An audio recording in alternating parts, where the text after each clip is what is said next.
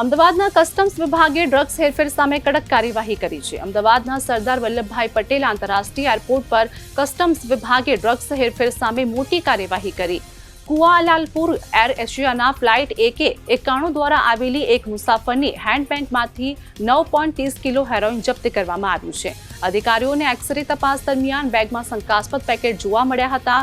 ગ્લુટાગ્રો અને crackers coconut flavour નામના પેકેટોમાંથી સફેદ પાવડર અને દાણાદાર પદાર્થ મળી આવ્યો હતો। FSLની તપાસમાં હેરોઇનની પુષ્ટિ થતા NDPS એક્ટ હેઠળ જથ્થો જપ્ત કરી મુસાફરની ધરપકડ કરવામાં આવી છે। આ પહેલા પણ 16 મેના રોજ થાઇલેન્ડથી આવેલા મુસાફર પાસેથી 6.54 કિલો ગાંજો જપ્ત કરવામાં આવ્યો હતો। અમદાવાદ કસ્ટમ વિભાગે જણાવ્યું છે કે આંતરરાષ્ટ્રીય ડ્રગ્સ ટ્રાફિકિંગ સામે કાર્યવાહી વધુ કડક બનાવવામાં આવશે। ફોરેન્સિક સાયન્સ લેબોરેટરી દ્વારા શંકાસ્પદ પદાર્થોનું પ્રાથમિક પરીક્ષણ પણ કરવામાં આવ્યું હતું, જેમાં હેરોઇનની હાજરીની પુષ્ટિ થઈ હતી।